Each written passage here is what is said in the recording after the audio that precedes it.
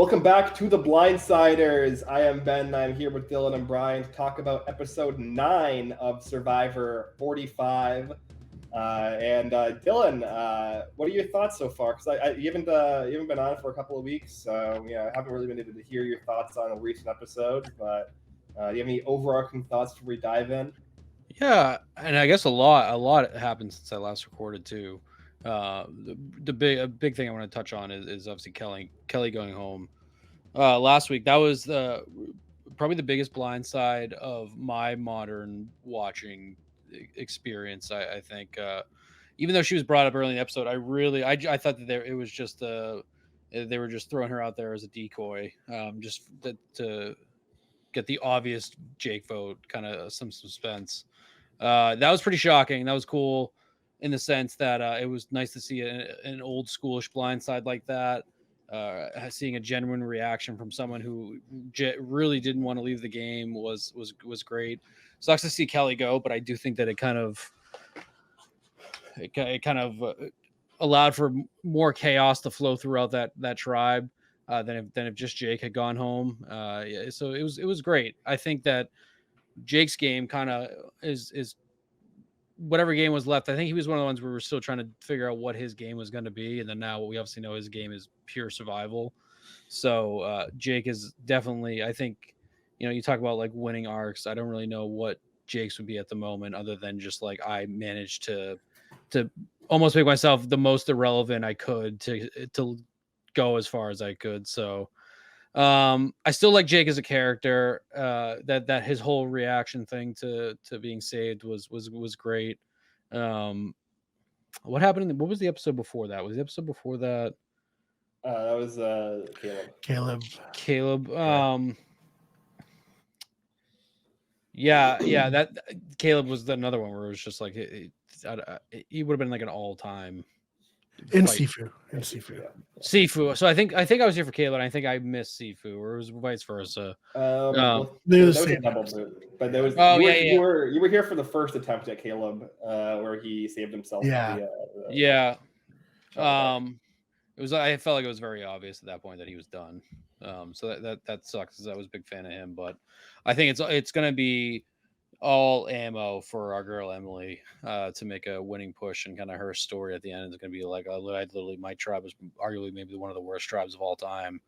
I survived out of that. I managed to weave my way into another tribe in a very isolated alliance between Drew and Austin. If that pays out, I don't know. It does seem like there's some cracks starting to show in that foundation, but we can get into that in this episode. But overall, I love it. It's very, very good. I think that they're still doing an amazing job of some twists. I'm not the biggest fan of, but it's not diluting the rest of the show, which is great. I do wish we could just get like a pure tribal council. I don't think we've gotten that yet. Like a legit vote. No missing votes. No, like this person's safe and these persons are going home. It's just, I don't know. I think that is getting out of hand, but like I said, the cast is carrying so much. So overall, I love it. Big fan. Definitely didn't change for me this week, but I'm very, very curious now of what the winner's path is going to be, because I think that there's like two people that are very obvious winner pushes, and I think that there's like a couple that are going to be like eliminated because they were clearly going to win type scenario. But I love it. 2 thumbs up. My favorite season since, I don't know, before winners I wore, if I'm going in order, for sure. But so that's like kind of where my threshold is at this point. Yeah. You want to go, Ben? Yeah, I assume the 2 people that you are referring to that you think can win are Emily and Austin. Those would be the 2 people that I think can win. But I don't know if you have a different. Emily is one. I think that after this episode, I think that D is almost like too obvious of a winner in my eyes at this point. But the only thing is that I just don't. I think that the game is moving so much more around her than it is through her right now, type thing. But she is she's someone that I feel like is set up very, very well. But if I'm ranking top three, the other two were Emily and Austin as well. And I think Drew is really interesting because I still really like my winner, my pick with Drew. Like I still think that there is a chance to win, especially after the winners we've gotten recently, that I think that, like, you know, he's like one or two moves away from being on top. And I think he's managing the game well, but I wonder if we're getting to a point where it's almost too late for him to start making these moves. And he's kind of dealt himself out of the situation. I don't know. I still really like Drew a lot too. So I think those are my overall top four in no particular order: D, Emily, Austin, Drew. And then I think that there's like a couple of very obvious like goats too. Like I can totally see Bruce like being there and final three too. And he's won his way into it type thing and just receives no votes. Yeah, I think D is definitely feeling to me a little bit like Omar was, where it's like she's so far out ahead of everybody right now in terms of perception that it's just like, how does she get to the end? Like, someone's gonna take her out at some point, right? Like, this is the final 9 where people are already being like, she's playing the best game, which is like, sure, it's nice that people think you're playing the best game at some point. Not that great to be this far out, you know, and people eyeing you as the best game player. Yeah, I agree 100%. After this episode, especially, D to me feels like the person that gets taken out in like 6th or 5th place, who, like, the winner then says, "My big move was taking out D," in their final tribal speech. And yeah, I mean, I think that, like, especially, you know, we can go through the episode piece by piece, but the scene with D and Drew at the beach with Jake, where they just eat all of the rice and just leave him with nothing, and then they just like laugh about it, and like D is like laughing about it in confessional. It's like, I don't know. I cannot comprehend a D or Drew winning the season after that. It's just like so unnecessarily mean and like mean spirited. It's like, okay, I mean, this is it didn't really pay off immediately. So like, it definitely felt like explaining to the audience why D or Drew are gonna lose, or like making it more palatable for us when they do get blindsided and taken out, and we're like happy about it and happy that, you know, Emily or whoever does it is accomplished something. Yeah, or maybe we'll have our second food-based revenge arc. And Jake will somehow get them on his way to Owen Knighting and being a 0 vote like finalist. The whole it's not like the whole like alliance square of Drew and Austin. Then we have 2 branches out where I think that Austin seemingly is more now on D's side than he would be on the opposite side, which is where Drew is on the side of Emily. Like, I think that like whole, like, if I had like a whiteboard behind me, I'd be able to draw out like what I'm describing. But because we talked about before too, of Austin and Drew being, you know, almost like a Fishback and JT type duo. I think it's much less one-sided than that was in terms of like their gameplay. But it seems like they're purposely planting stuff to prepare us. So I think that we're going to have like a split there. And maybe what you're describing too, Ben, is that like whatever that split results in is also going to basically be the end of Drew's game too, based on previous things we've seen. I don't know. I still really like him a lot. I don't think that alliance is going very far too. That's why I think if Emily is going to win at this point, I'm just really I'm just curious of how that works out for her. Because she definitely does seem like she's on the bottom of all that, other than Julie. And I'm not sure like what her move is at this point. Similar to like players like Katura, I just don't like Emily has everything before this point now, where I think like Katura doesn't have the story to tell before this point. I just don't see where her game goes after this point. And I think she's one. I think her and Julie are 2 that I can label that I think would be very unsatisfying winners just based on what we've seen and what would take for them to get to the end. Probably the same as Bruce, but I think that Bruce is kind of being set up to be that he's going to get no votes, final three type thing. And he can say to himself that, he was always top three, but like he wasn't one of the top three strongest players type thing. I don't know. I don't know. I'm glad it's like this though. I'm glad that it's still at least debatable, because I felt like that we could, if we had seen other arcs in the trajectory that they were going at that point, I think having like too obvious of like a 1 or 2 winner would kind of suck for this, because it's been such an interesting season. And I think things have played out really great for the viewer. So I'm glad I legitimately like don't have it gets to this point, because I feel like previous seasons, it was like you said, it was so obvious who the winner was at that point that they were immediately gutted. And I guess that is the right now, but I just don't think it's as locked in as it has been before. And it makes more interesting viewership for me. So long. That was such a long tangent. I just no, you're good. I guess we can start with Katurah then, because you talk about what Katurah's path is.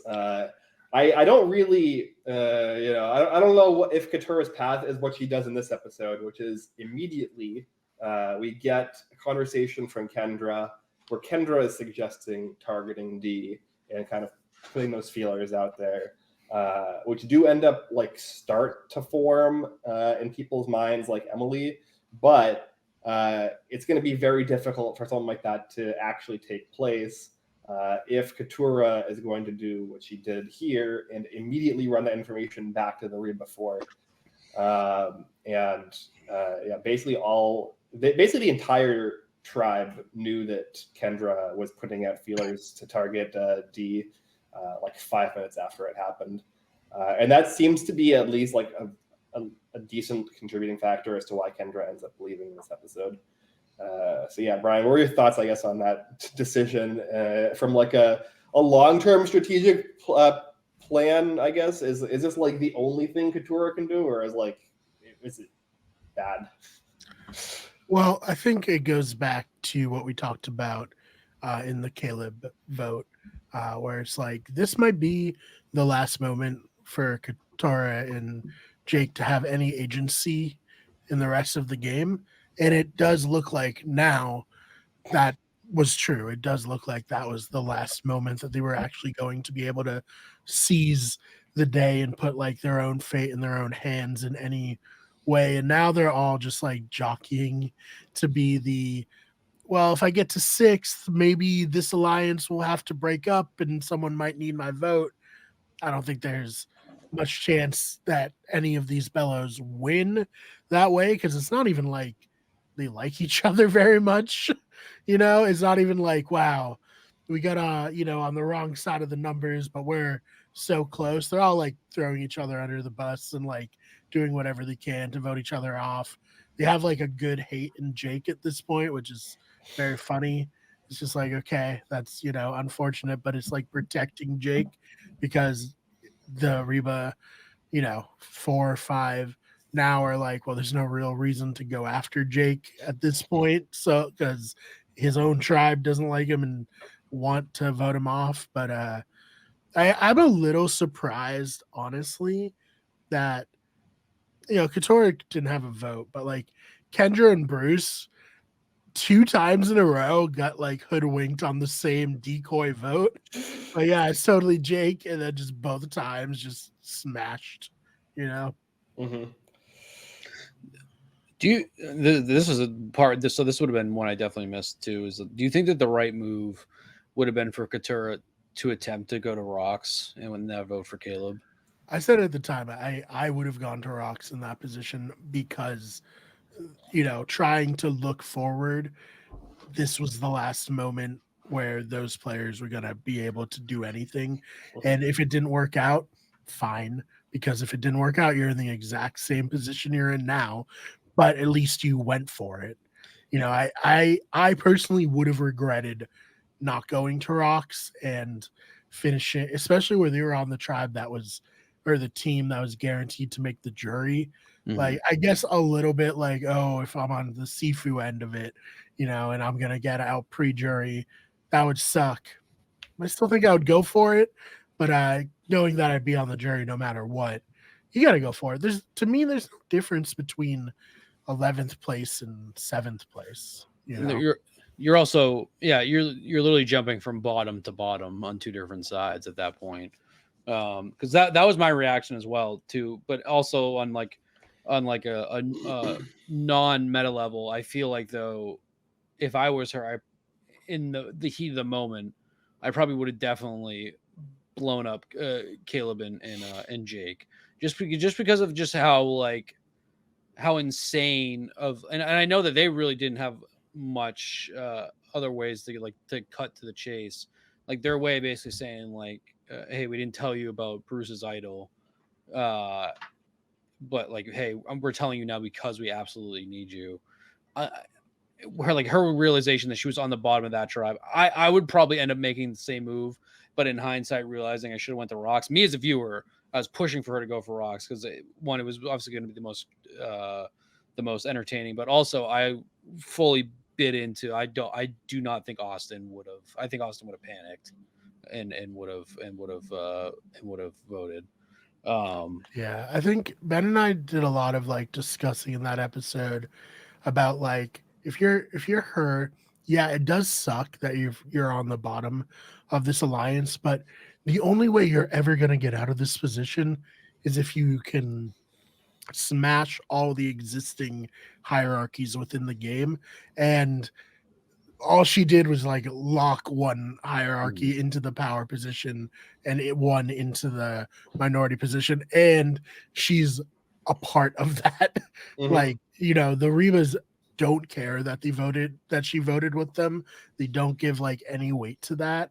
So she just like locked herself out of, you know, basically out of playing the game for the rest of the time because she's just entirely at the mercy of the Rebas until maybe she gets in 6th. It doesn't seem like she's going to be the one to be there. It's probably going to be Jake because they don't see him as a player at all anymore. He's been completely neutered.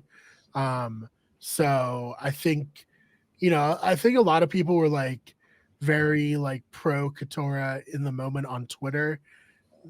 And I don't feel like we were, Ben. Do you think that's fair?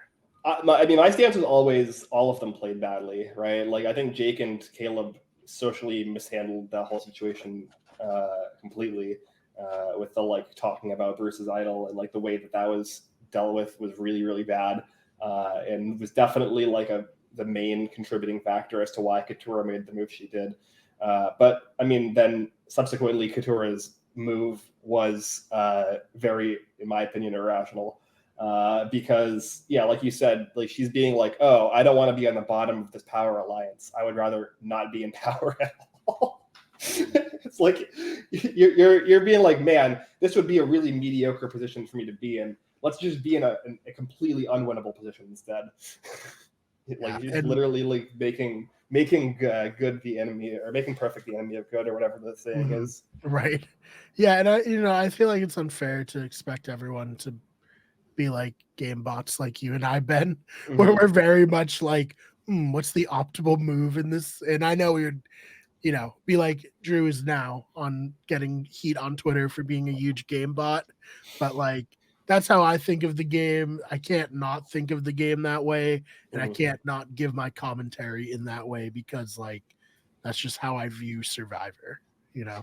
Do you think that people within the game themselves take into consideration, like once they know or like have a good idea that they're probably not going to win, take into consideration like the payout increase you get for each game, for each day or vote out you stay in there long? Probably a little, but like that's such a loser game in my opinion. So you know? I was supposed to say, I don't know, like if I was in it and I was like, I know I have absolutely like there's no chance I win. I've completely destroyed like Jake, for example. I feel like Jake is self-aware enough to realize that he's like fucked completely. You know what I mean? Like that there's basically no way out for him at this point unless he just unless he would win immunity to the very end. And at that point, I still don't think he would win. Like unless it's just too late. So I feel the same way for Katura. But I wonder if like you see a way of keeping yourself there, you know, for like an extra vote or two. if you're like, I don't know, that's like additional like $10,000 to me. Like, obviously, they're never going to show that in confessional on Survivor, but I do wonder if that's like something that you're considering at that point, that it's almost like a business decision. Like, I'll get that extra, $2,000 or $5,000 if I stay in here a day longer, or something like that. Because like, I guess that's the only way you would start making some of these moves at the end. They're lateral at best moves. It's either that or stupidity, obviously, but I'm curious if that is something that that you think people are actually considering, though. I do know that in the first All Stars, that's something that I had heard get brought up after that season, which happened because I think the producers bumped up a lot of the prizes, like the middling prizes and like stipends and stuff. And so it was like more incentive, I guess, to play that way. The idea is like, oh, we got to give the all-star players more money. But what ended up happening is the post-merge game was kind of not that interesting. And people were just kind of capitulating to the power group, the power core, because they just wanted to make it like one round further. So yeah, I definitely think that could be something. I think like playing for third is not out of the realm of possibility. I think that in the past, there are definitely players that feel like they realized they were drawing dead and was just like, okay, let me just play to get to final tribal and make like 75 grand on the third place prize. Yeah. And like Ben and I talk about this in the have not room, Big Brother. There's like a set stipend for each week you last in Big Brother. And then once you make the jury, you get the rest of the season stipend up until second place. Like third place and 11th place make the same amount of money. So like players, especially right before the jury section, will play like more passively often, which is not great and not what we want to see. But then at least like it frees up after the jury that like players might try to maneuver a little bit more. But sometimes people have, because they played passively in the pre-jury, have fucked themselves for the jury aspect, and they can't really maneuver at all. But it's definitely like a problem in Big Brother a little bit more, I think, than Survivor. Yeah, I agree. But yeah, it's good. It's like definitely a good thing to think about, because we do quite frequently and repetitively see players who don't take advantage of grabbing opportunities to like take power and like as Brian said, like kind of reconfigure the social structure of the game in their favor a little bit more. You should always, if you're on Survivor, be thinking about like every possible like permutation of alliance that you could possibly be in. I know people like, again, that's game body, that's taking like the emotion out of it, but it's like, okay, yes, but it is a game. So like play the game. I don't know. Yeah, I think when I think of like a game bot, I think of like somebody who only looks at the other players as if they were like game pieces. But like you can play like strategically optimally, or like strategically as optimally as you possibly can, because playing perfect is basically impossible, while still like having an emotional ability to attach yourself socially to other players and like be a human being. Like those things are not like mutually exclusive. And in fact, I would say they shouldn't be, and if you do both really well, you'll probably win, or you'll be really well. You gotta let like your what about the other players like influence how you think they're going to react to certain things. We talked about it last week, Ben, like the strategy that's not very well used of like, if you're in a minority position and there's someone in the majority alliance who's like super paranoid, just going out of your way to try to just spin them out as much as possible and like feed them, some real information, some fake information, some like, hey, like you didn't hear it from me, but like this happened, or, so just whatever you can do to try to get people riled up. And like the one real bad downfall is in games, and like what gets game bots, I think sometimes, and what's gotten me in some LRG stuff, is like sometimes you expect people to play optimally based on everything, and then they just don't. And then you're like, wait, what? Like, why would you do that? It makes no sense. And they're like, I just felt like it. And it's like, well, okay.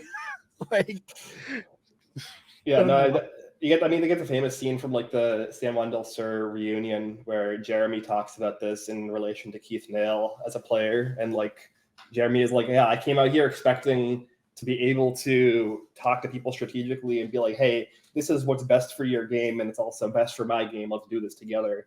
But if there are people who are just fundamentally bad at Survivor or like don't understand like the nuances of some of the strategy, that's just not gonna work, and you have to like make appeals to emotion, or you have to try to get them on your side in a different way. Don't get me wrong, I definitely wish we had way more of those people than we do currently. It's definitely fun, and like Keith was great, but you see Jeremy made no effort to ever include him in any alliances in Second Chance because he was over that. I think also shows how great of a player Jeremy was. Yeah, realized it. Never like put down Keith again, but just never worked with them. Yeah, and then he aligned with two of the more like game body players on Second Chance, so he could predict what they were gonna do, and as long as like their interests aligned with him, then he was golden, and that's why he won. He won 9-0, right? Yeah, that's why he's a fucking awesome survivor. I don't know how many jurors he won unanimously. Yeah, he's who I always immediately think of when you think of like complete game calculated type player is Jeremy, because I feel like especially in Second Chance, every move he made in Second Chance was like so calculated. I mean, he did end up getting saved, but it was it was because of his previous calculations that he was saved.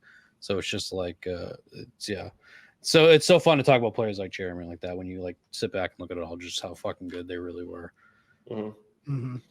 Yeah, love Jeremy. That was Ben's winner pick of his original season. Yeah, I picked him to win San Juan del Sur, and then didn't pick him to win Cambodia.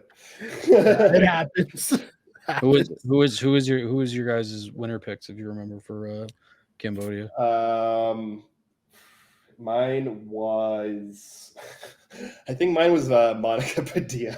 Yeah, that was a good one at the time on paper. Yeah, just based on how All-Star seasons worked before that. I think mine was Tasha, because I picked her in Cagayan, and I was very high on her. She did not play very well in Second Chance, though. She didn't play how I thought she was going to play and how I thought she was capable of playing. Like she locked in with Jeremy and then just never like considered that Jeremy might beat her at the end. Yeah. I mean, she got tied for second, but I thought the version in season 28 was a bit more like self-serving and like a bit more aware of like how everyone else was being perceived, and I thought if she could bring that to Second Chance, she could have won. And maybe if she could figure out a way to cut Jeremy, but I don't know how she like would have gotten to the end based on or won in any way. Maybe if they bring Keith Nail to the final three instead of Jeremy, but unlikely. I imagine if I was watching that live with I feel like I immediately would have went for my two. Like I would have went for Fishback or Spencer. I feel like that for sure would have been my two. Right off it was a tough one. There are a lot of players that I like wanted to pick or like thought could bring it home, but I ended up being kind of wrong. Like I thought Vetus was gonna have a much better showing than he did on that season. I thought he was like a big threat to win. I thought Shirin was gonna be like a big threat. Vetus the first out. He was, and Shirin was the second out. So I was like super off on those. And then like I didn't see Kelly Wentworth playing as well as she did. I think she was kind of like a pretty unknown quantity at that time. A lot of potential for sure, but like I just felt like the cast was super stacked, and I was like, I don't know how this pre-merge boot is gonna like fare, and she ended up becoming like an iconic player. Well, see, I thought that she was a pretty common winner pick coming in, because I think like the upside winner yeah, pick. historically the winner picks for those kind of seasons are going to be like more like low key women who have a lot of strategic upside but have like a low threat level coming in. Like that's like generally kind of been like the the common intelligence for picking winners for the season like Cambodia. And so like that's why I picked Monica Padilla. Obviously it didn't pan out at all. That was that's also why like PG as well was I think a common winner pick for that season. Yeah, I was much higher on Monica than Kelly because I thought I saw in Samoa like some game there. You know, she's the only one who really like got Russell like thrown off in any meaningful way after that merge. So like I was like, yeah, she can totally win. But I do think because of the way that season was formatted where they all had to like campaign for votes and they all got to hear the feedback of players because Monica was like kind of being pegged as like, oh, she could totally win if she gets on. I think when she got there, people were like, well, we can't let Monica get anywhere because she might win. So I don't think that helped at all. And I thought Fishback was just like screwed because of the Rob Has a Podcast connection. Like he was, at the time there really weren't a ton of player-based podcasts, and they were like the biggest in the space. And he still are, yeah, of course. And he, every Wednesday night, him and Rob talking, like I thought for the same reason, and probably like more likely if Rob ever went back on Survivor, it's like GG's immediately, like way too connected, knows way too much about the game and everything, and it's just like you can't let him. Mean, you say that, but I have a experience within LRGs at least. Obviously, it's not really comparable, but like I played in an all-star game on an LRG series, and there were definitely a few players coming in where everyone was like, these people are way too connected. They know everybody on the cast super well, and they're like super dangerous. And all of them basically made it into the end game. Despite everyone like agreeing beforehand, hey, these are all the big threats that know everyone and they're way too dangerous. They still all made it into the end game anyways. So like, who knows? You never know.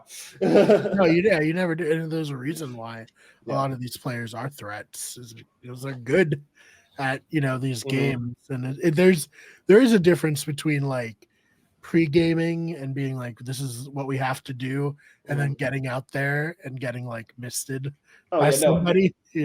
Pre-gaming is like it's great to get you through the first vote. Like it doesn't matter after that. Yeah, right. It's like people way over hype how much pre-gaming impacts all-star seasons, in my opinion. It's hilarious. But yeah, hopefully we gave you a little bit of an insight to what it was like at that time. Also, a lot of us thought Shane Powers was going to make it, and he did not. Speaking of pre-gaming, a lot of the pre-game alliances were built around the assumption that Shane was going to be on the cast that season. He didn't make it, and it's still one of the more shocking moments to me. So, and then they didn't bring him back after that. They brought Brad and Troyzan back, but not Shane. No Jim either. Forgotten player Jim Rice. But how did we get talking about Second Chance? We're just talking about Jeremy as a player, I think. About how awesome he is. Just about like balancing the social aspect with kind of being game body and being like strategically optimal. Okay. Yep. And he's like the poster child for the perfect balance.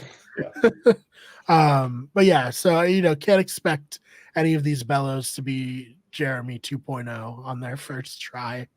But it's bleak for this tribe at this point, entirely at the mercy of the Reba 4/Emily. So one of them will probably get to the end, or at least like very close, because eventually that alliance will have to start eating itself. Yeah, I mean, Brian, you said it, but I see it on a lot as well. The Owen Knight comparisons, Jake.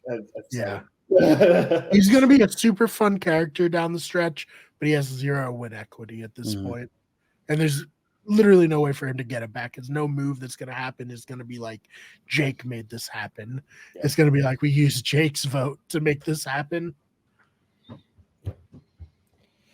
But Jake, if you ever want to come on the podcast, please, like, join your fellow massholes. Hometown hero. Exactly, yeah. May not be the sole survivor, but yeah, you're the hometown hero for the Blindsiders. So I guess we can get back into the episode itself. I guess we can talk about the twist that kind of dominates the episode screen time between the challenge and like the journey. God, how long was this challenge? It was a long. I went back in earlier today because we're recording on a Friday, so like I wanted to make sure that I recapped the episode a little bit before. It was not as fresh in my mind, and I went through, and yeah, about like a third to half of the episode is just the immunity challenge. Whew. Too much. Yeah, no, it's too much. And then with the journey afterwards, it's like, no, it was a lot. And luckily it was a straightforward vote, so I didn't feel like we missed a ton of like strategy and social stuff. But 3-stage challenge. They're instructed to split into 3 groups of 3. I guess to make it so that it's as even as possible, because that's incentivized to everyone to do so. Because the producers surely are not great at splitting tribes into fair divisions.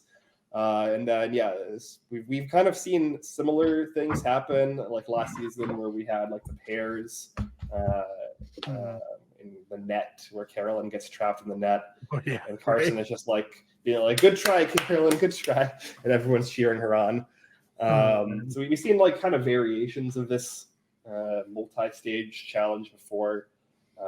But yeah, in this situation, the first 3 who are going to be eliminated from the challenge are going to temporarily lose their vote with the option to potentially win it back. I'm not a fan. No, we gotta. I think about this a lot where like, Jeff wanted to do this whole survivor economy with the fire tokens, and Mike White talked him down, but then they just replaced fire tokens with votes. Yep. And it's like, is this worse? Like, yes, I don't. Worse. Yeah. Okay. All right. You think so too, Dylan? Yeah. I'm never a fan of anybody losing their vote ever. So. Yeah. Especially this late in the game, like the pre-jury. When you're like messing with like 5 versus 6 votes, and like a lot of it's kind of the tribe consensus anyways, it's not as big of a deal. But like when we've gone like 5 votes now in the merge, and none of them have been straightforward because either multiple people have been immune, we've done split tribal, there's a bunch of times where everyone's losing their vote, like Austin lost his vote, Bruce lost his vote, now we have Emily and Couture losing their vote here. Like we just literally have not had a straightforward tribal since the Mercatory. And it's like you expect people to make big moves and like turn the game on its head, but you can't when you keep like jostling the you can't expect people to build you can't expect the ants to build a beautiful structure when you keep jostling the ant farm. No, exactly. It's just so silly. I just don't understand why Jeff loves it so much, but that's Jeff, right? Just how he is. He gets an idea in his head, and you just could never, ever, ever talk him out of it, unless you're Mike White. But then you're just talking him into coming up with a worse idea.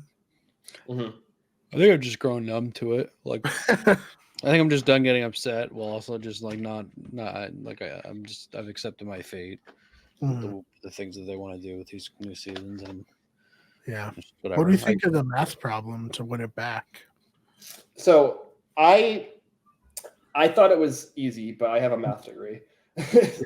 So I'm an idiot, and I have an English degree. I probably wouldn't have figured it out. Let's be fucking real here. Yeah, I don't think I would have panicked. I just would have been like, I don't know. Like, this is not, Remember that scene with J Maya with all the numbers? That'd be me, but Mhm. it'd just all be wrong. Yeah, no, I thought it was a bad challenge to win your vote back because it definitely was like, if you understand math and number theory, it's like very trivial. And Mhm. like I did it in my head in like 45 seconds. Right. And it's like it was not hard. But if you're not good at math, it's just impossible. Yeah, right. Like, Especially so with the it's ticking clock. yeah, so it's just not interesting. It's like you either are good at math and can do it, and it's easy, or you're not, and it's impossible. So Yeah. Everyone, you just get like, if you're gonna go on Survivor now, you just gotta buy like brain teaser books because they like want to do stuff like that now. It's like, this doesn't really have anything to do with Survivor, but it's definitely like something that would be in a brain teaser book. For me personally, I'm really, really bad with numbers. And I just don't. I like to think that maybe like I would have a Rain Man type moment where I just start like seeing all the numbers pop up. Yeah. And like I just solve it, but I just know for a fact I don't even fully understand how it worked. Like I don't. Were you supposed to? Could you have used any of those numbers, or did it have to be you use them in that order? It had to be in that order, but then you add in the minus and plus and whatever. It's all. Mhm. Yeah, I don't know. I like to think I could have pulled it out, but like when I first looked at the equation, it never even would have like it didn't go to my mind live of that you can do numbers into the hundreds too, because I immediately would have went like oh yeah, 89 times 70 instead of potentially doing like 897 plus or minus 30 plus 10 divided by 7. Like it never would have crossed my mind. I would have been like, okay, like 89 minus plus, like it's just yeah. No anything math. I feel like if I were to counter it in that game, it would be I would just shut down. Right. Yeah, like I was thinking, I was like, I hope I would at least realize that subtracting or the 76 from 98 will give you the best like possibility of getting to 100 to eliminate like the bigger numbers, but who knows if that would be the case. Yeah. So yeah, it's 9 digits, it's 4 symbols. You have to get to 100. So like you can pretty quickly figure out that it's 4 2-digit numbers and 1 1-digit number just by like, it doesn't make sense any other way. Right. Because it has to be an even sum. You have to have an even number of odd numbers. So the single digit number either has to be 7 or 3. Right. And from there, there's basically like 3 or 4 possible equations you have to test, and then you just test all of them, and one of them works. Yeah, I don't think Ed would have won his vote, and Dylan and I would have been like, "Well, we tried." I don't think I have like a concentration focusing problem. But when it comes to math, I do. I can't repeat back to you the things you just said. I'm clearly just zoned out. I'm just like, it's not even like it wasn't even like the type of like stereotypical thing of like, oh, math, I hate numbers. I think I just was like, I've always just naturally just been horrible with math and numbers. Yeah, sometimes when you hear like it going, you black out a little bit and just like come back, you're like, what is happening? Why are we, doing this equation? Like if anybody shows me like PEMDAS stuff right now, even like I know PEMDAS, I'm just gonna I'm gonna mess it up. It's not. So those bait Twitter things where people will be like, "What's the answer for this?" Like you're just avoiding that as much. Well, most of those are stupid because they're just like intentionally written and like intentionally. It's not how they'd ever be written. Yeah, the real equation. Yeah, the arguments are good though. I come from like the TikTok school of like I don't need math. I just know how to count money. So I don't have money. I do too, but it helps that I don't really have a lot of money. So yeah, exactly. I have to count very high.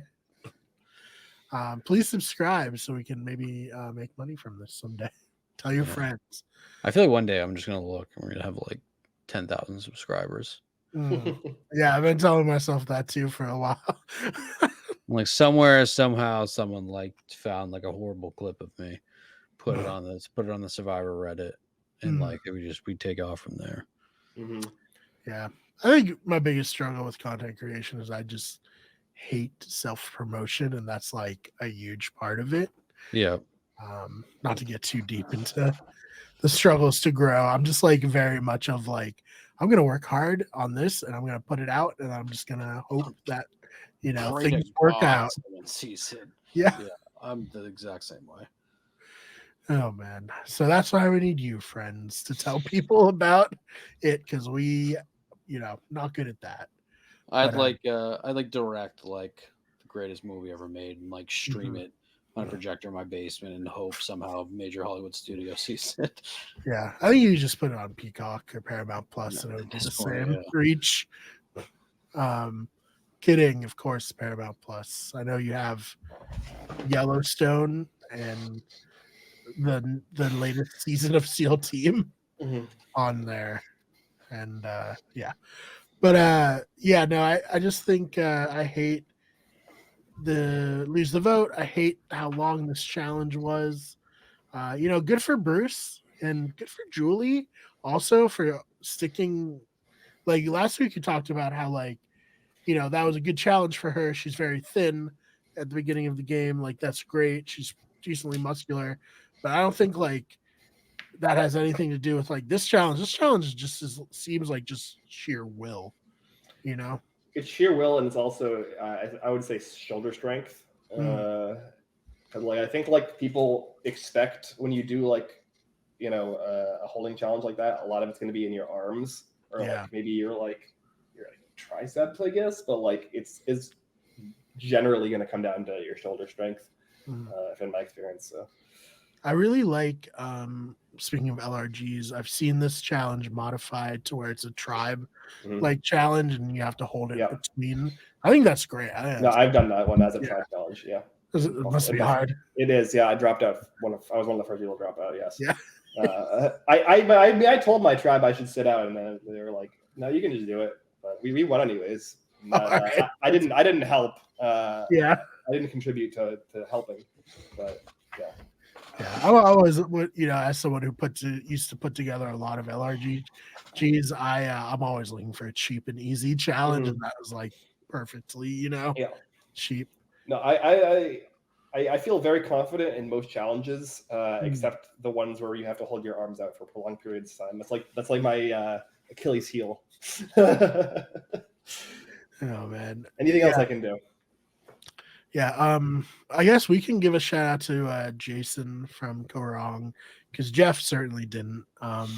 Jeff said only women have won this challenge. Well, Jason was the first person to win this challenge, and I saw him tweet about it. I also found out that he's an enormous bodybuilder now. Who knew? Yeah, I think it was Ashley Nolan and HHH was the other. I know HHH was the other season, but I can't remember who. Yeah, it was Ashley who won. So I wasn't really talking about who the other bodybuilder was. I was like, no. I was gonna say, I assume him and Sydney like work out together, or like share some workout tips, because she's apparently become like a pretty like successful bodybuilder since Korong. Yeah, it is interesting that it is interesting that Jeff said a really obscure fact about the challenge for some reason that was like blatantly wrong, and then nobody fact checked it in post, and like they all kept it in. Like it's very odd, but everyone makes mistakes. Yeah. What are you gonna tell Jeff that he was wrong? Yeah. Yeah. Well, someone needs to be the like actually. he's just gonna be like, you know what? No, write Jason out of the books. Yeah, Aubrey won the challenge. Yeah. Yeah, Aubrey won. It was great. Was that the one where she spit? No, that was Natalie, right? That was Natalie. That was Natalie and and Reed. Yep. Yeah. That was the Nuggets challenge. Yeah, what a classic. But yeah, no, I think this is very exciting development for Bruce to be immune for like, what is it, 16 out of 17 days, Caleb said. Awesome. Love it. Love that the beef between him and Katora can never actually happen, because they're like, there's usually like two dogs like barking at each other, but there's a fence in between them, so like they can't actually get to each other. That's kind of how it feels right now. Yeah, Katura has literally never been able, like, Nope. within the rules of the game, to vote for Bruce. Crazy. So, Yep. So crazy. It's like real plot armor. Yeah. No, Really? I think was it last week or the week before, Brian, where we joked that like Bruce had the absolute most unlucky first time on Survivor and the absolute luckiest second time. Yeah. No, he's gonna be so deep into this game before he could get voted off. It's awesome. Mm-hmm. And he still has an idol. Yeah, he still has an idol. Oh man, so good, so good. So yeah, good for Bruce. I mean, it is like very impressive for him to win 2 immunities in a row. Not many people on Survivor have done that. So credit where it's due. I know he had a tough week of some not fun realizations about himself. Yeah, we did skip over that a little bit. But we had Bruce being like, "Man, am I actually overbearing? I got to ask my wife and daughter if I'm overbearing to them." Which I guess it's good. It's like the first time that he's really had any level of introspection this season. Yeah. What do you think about that scene, Dylan? Yeah, I don't know. Yeah. Bruce is still like it's sad. I think Bruce is Bruce. I don't know. It's like it was like I laughed because it was sad. I laughed in a sense of like this is like kind of deep. I don't know. I don't know. I don't know. Bruce is definitely Bruce. I'm glad we got Bruce back because the Bruce experience, like I'm sure as we joked, like maybe it was completely different the first time around. He was like this such a well together guy, and the second time we're just getting like bizarro upside down Bruce. But I don't know. My first instinct was I laughed when that happened, just because it was such like a out of the blue serious thing from Bruce. I don't know. I think like is it better or worse if he goes to like final 3 and like is a goat and doesn't get any votes at all? I don't know if that's going to make that situation for him worse or better. I don't know. Yeah, no matter what happens, he's a star. First returning player in the new era.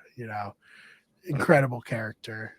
Probably tough character to watch back and have so many people talking shit about you and people like us talking shit about you on podcasts. But hopefully he realizes that, it's not a reflection of him as a person, more just like commenting on the character that's being portrayed in the show. We said it last time we talked too. I mean, it ended up probably working out for the absolute best for Bruce too, because I think he made it way further in this game than he probably would have. Oh yeah, not even. Yeah, me and my friend speculated last week that we were like, if he hadn't got hurt his head on Tika, he probably still would have been first boot. Yeah. Yep. Yeah, I think we even like went through it and like kind of decided that he's like a 9 out of 10 times pre-merge boot, and this just happened to be the one time where everything fell into place for him. Yeah. Like make it this far, which is fun and something I think people don't think about sometimes. They're like, oh, this player's like really good or this player's really bad. It's like there's just so much luck that goes into Survivor. Yeah, and also why like I've seen people before really like oversell position or like the placement, I guess, in during a season as like an indicator for how good you are at Survivor, when that's just like not a 1-to-1 comparison at all. Like making it deeper on Survivor does not translate to being a better player 100% of the time, or even like a majority of the time necessarily. Plenty of bad players have made it far. Plenty of good players have gotten cut early. And it's I mean, especially like some seasons where there's just steamrolls, where like Karen on Palau, you think she's gonna like make it to the final? Was it 5 on most seasons? No way. She's a pre-merge boot, but it just worked out. So you're gonna sit here and tell me that she's better than people who came in 6th on other seasons? Doesn't make sense. Yeah, 100%. No, that's a really, really good example. Yeah. I guess we have anything else? Reba 4 has 4 out of 7 votes, so like they just control it. Yeah. There was like marginal pushback from Julie, and then like a little bit more pushback from Emily.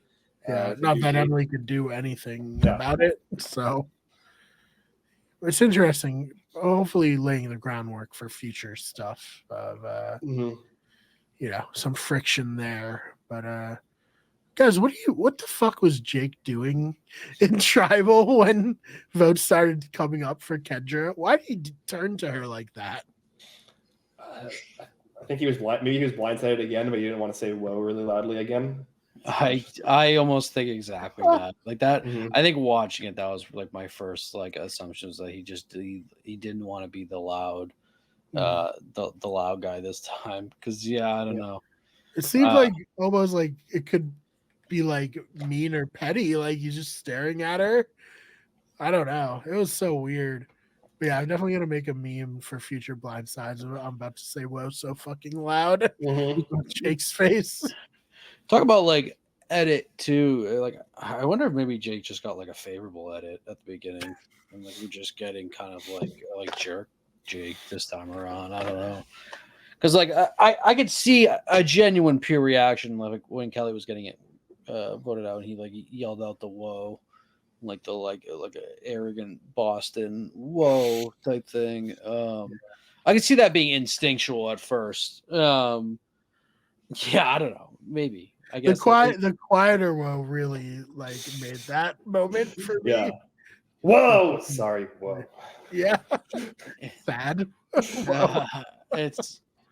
I don't know. Maybe Jake's new strategy is to just be like the villain.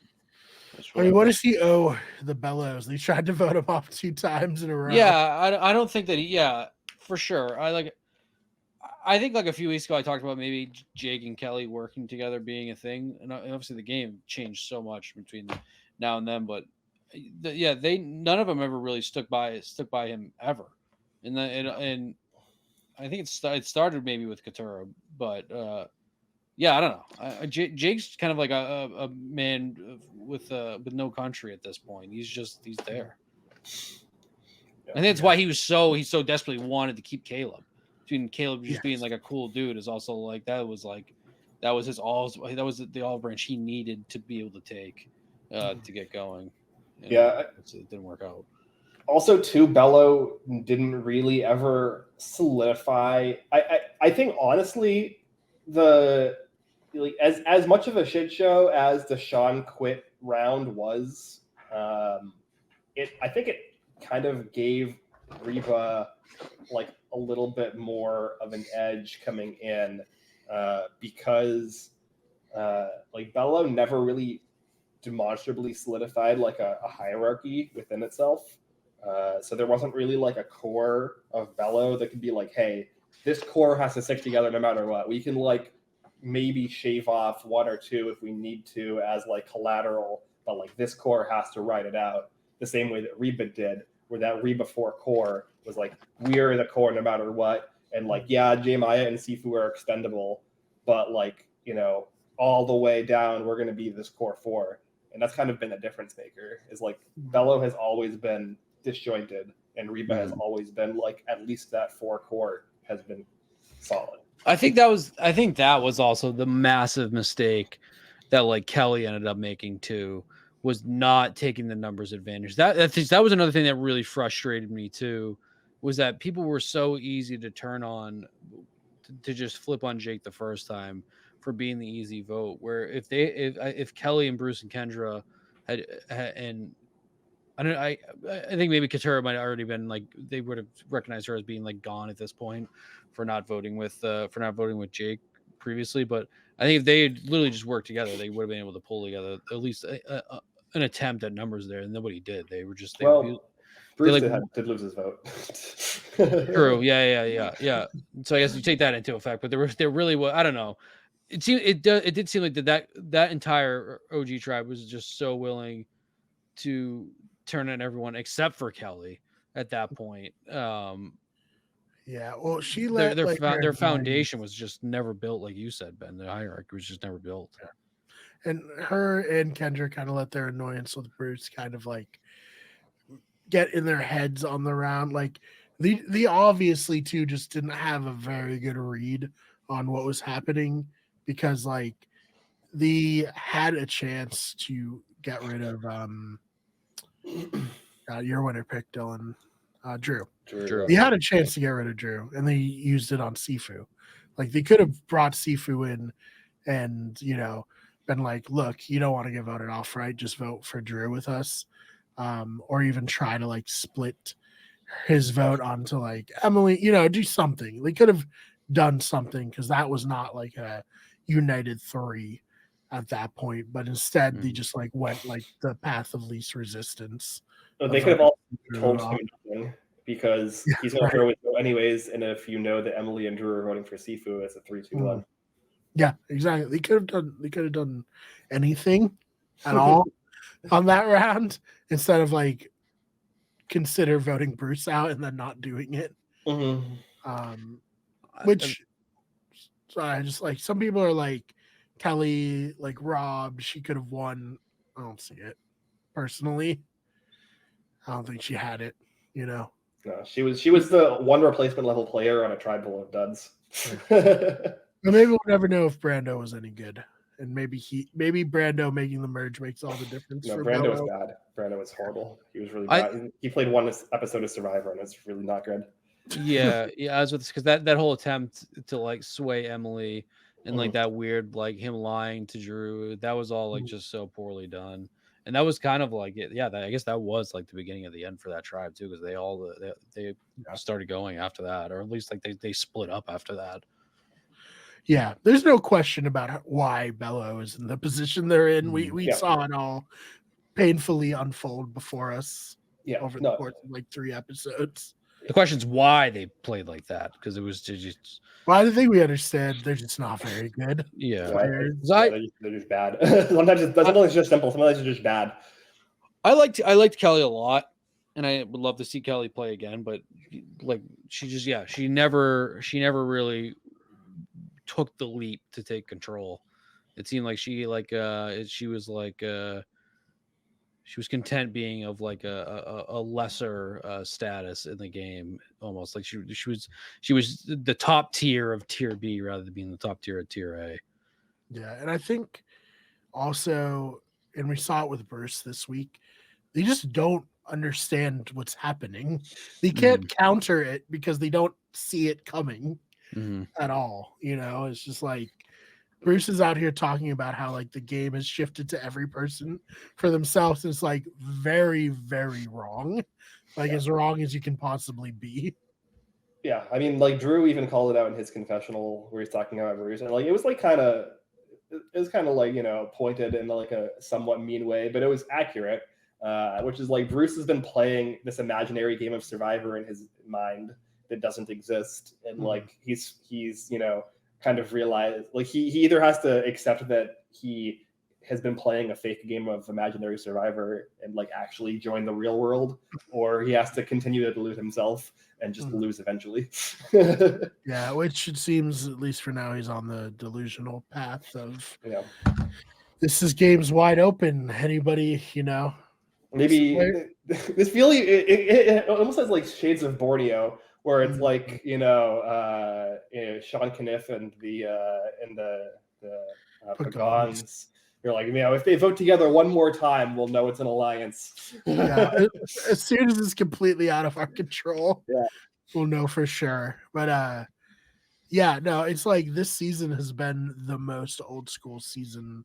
They're trying to add all these advantages and everything, but at the end of the day, it's just very, like, old school Survivor. And quite frankly, Jeff, the more advantages and stuff you put in, the more conservative people are going to play. So if you want wide open games where people are flipping around, people aren't going to, it's like that challenge at the beginning of All Stars for Big Brother 22, where you have to run on all the different plates and only, like, a few of them are solid and the rest will fall. People aren't going to sprint over those. They're going to slowly go. Or I guess more contemporary Squid Games with the, one pane of glass is solid and one will break. People aren't going to just run through because there's no solid ground ahead. They can't see the path. The more you obscure the path forward, the less, risk people are going to take. So please stop. with all these advantages, Jeff. Please stop making people lose their votes and splitting people into groups. Just let him play Survivor. Can't stop him. He's never gonna stop. Yeah. Well, that's like the most disappointing thing. And like the craziest thing is like Jeff can, as he said in this episode, I've been to every tribal council. He can be front and center for every moment of Survivor and still not fundamentally understand Survivor. And it's just like so frustrating. Yeah. Well, I mean, it kind of comes back to like the number puzzle, right? Where it's like, I think that some people just like have a mind for number theory and some people don't. And like that makes games like that and puzzles like that easier for certain people over others. And like I think some people just have like a mind for game theory and others don't. And if you don't have a mind for game theory, then you shouldn't be designing games. Yes, and you know what? We've seen that a lot with some of these original LRGs, where it's like you got to think about stuff a little bit more, and we're seeing it in Survivor as well. Yeah, and modern Big Brother. I mean, it's not just a Survivor issue. No, right? Yeah. Well, if you want to hear us complain somehow even more about a game, check out the Have Not Room, where Ben and I literally quit recapping the season for like 2 months because they added a twist so egregious that it completely kneecapped the entire game. Yeah. Good stuff. Mm-hmm. Oh man. But yeah, Kendra, we didn't talk about you much in your boot episode, but Kendra was a entertaining personality. for sure. Just Yeah. not the greatest player to ever play. Right. Yeah, I mean, yeah, she made it further than I expected her to from her pre-season evaluation. I feel like she's someone that you can see if there's ever like a fan vote again. Like maybe she can squeak in there for if it's like a newer seasons, maybe. Maybe. Yeah. I'm pretty okay with the Kendra experience we got on Survivor. I'm not like I guess I don't know what her like online fandom is like. I don't really go. She on seems Reddit. fine. Yeah. Oh, I thought you meant like how she comes off online. I don't. Oh yeah. I just don't know if she's. Yeah, I don't know if Yeah, there's a like- lot of Kendra stands, but she seems fine on Twitter. She's Yeah. pretty fun. Yeah, no, I just her mistake, I guess, was just like, being the next person after Kelly who seemed like they were the most likely to actually do something positive for their game, as opposed to Katura and Jake. Like Katura, who's actively self-sabotaging, and Jake, who is like barely existing in the same plane of reality as everyone else. And then Bruce is obviously has an idol and keeps winning immunity. So Kendra basically by default is the target. Yeah, just like next week, if Bruce wins again, it'll probably just be Katura. Path of least resistance for Reba. Mm-hmm. Yeah, we do get a preview though, which seems like maybe something can happen. Maybe they're just trying to like hype it up so everyone doesn't like get disappointed and be like, "Oh, it's wronging." Mm-hmm. Where like Jake has like a cigar in his mouth and he's doing like a Godfather thing, or like he has a stick. Obviously, it's not a real cigar, but he has a stick in his mouth like a cigar. Drew's like, like who's who's the boss? You're a goon. You're a goon. Yeah. That's so good.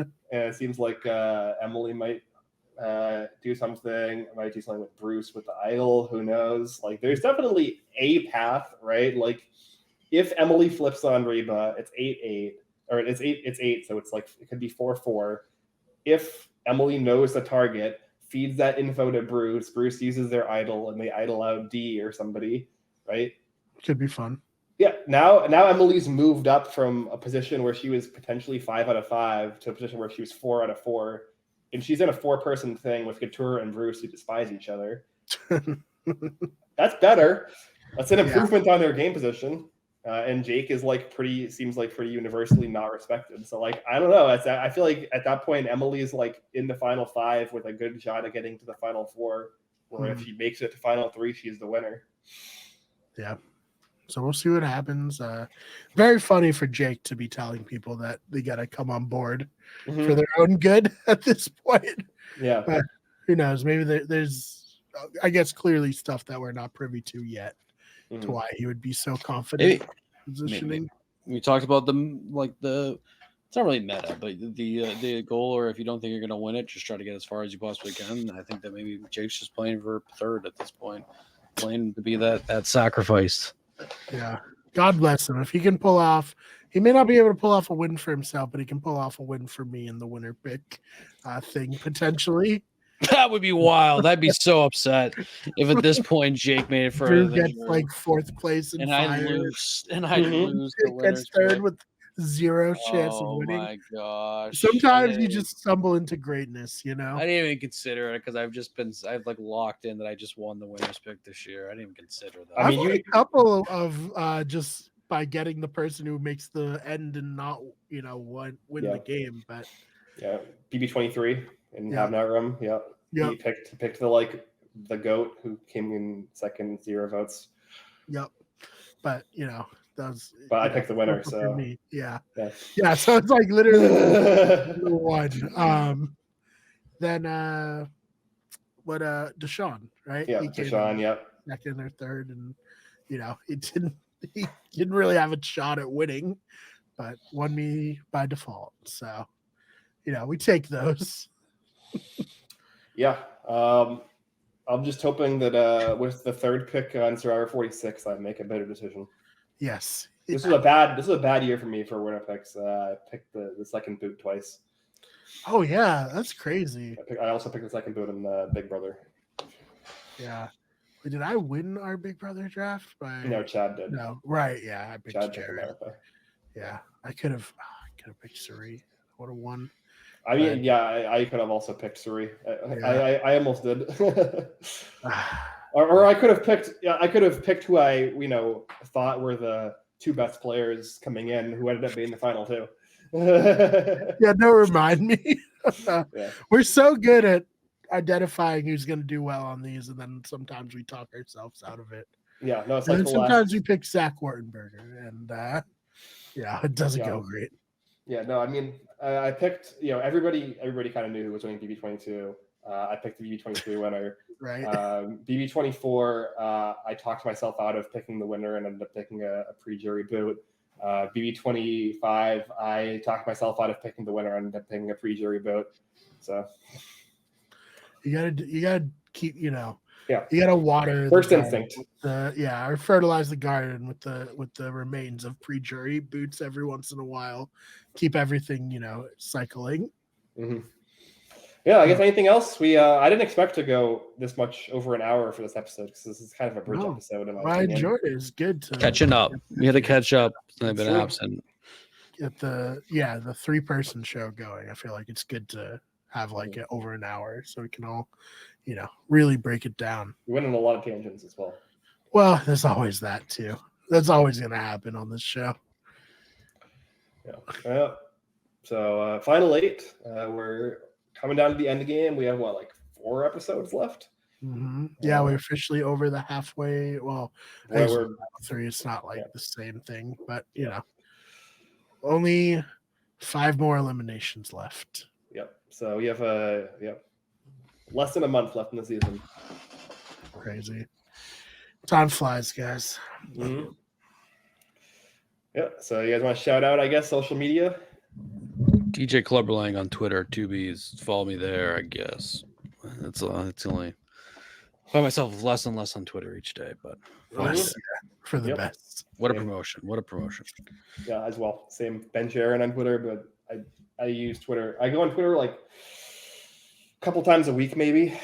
Yeah, for 15 minutes before I want to uninstall it, and then I close it. Yeah, you gotta you just sign on to Twitter at least once a week, get updated, see something truly horrible that will stay with you for the rest of your life, and then get out of there. Yeah. And while you're doing that, you can follow me there at the Fake BMark, BMARR. Main channel, have a new-ish since last week. Did I promote it last week? I don't think so. remember. But yeah, new video about just like crypto, the world of crypto and what's happening there, people going to jail, people getting blinded at parties. Good stuff. Working on a few other ones to do. Hopefully film them this weekend, get them out for next week. And yeah, so subscribe to the main channel where you get everything. Subscribe to Slow News Week and subscribe to Wiki Sports. Just did a video before this talking about the Dolphins. 8-3. They look fine. There's a lot of problems, but we'll see how it shakes out. But I'm happy, as someone who's complained about how bad the Dolphins have been for the last 15 years. I'm not gonna complain about being 8-3 at this point in the season. Yeah, that, and then of course better radio here. We'll obviously have Survivor. When Big Brother Reindeer Games comes out, we'll do a podcast, just one podcast, recapping whatever the hell that show's going to be. And yeah, other than that, thank you guys so much for listening, and we'll see you in the next one.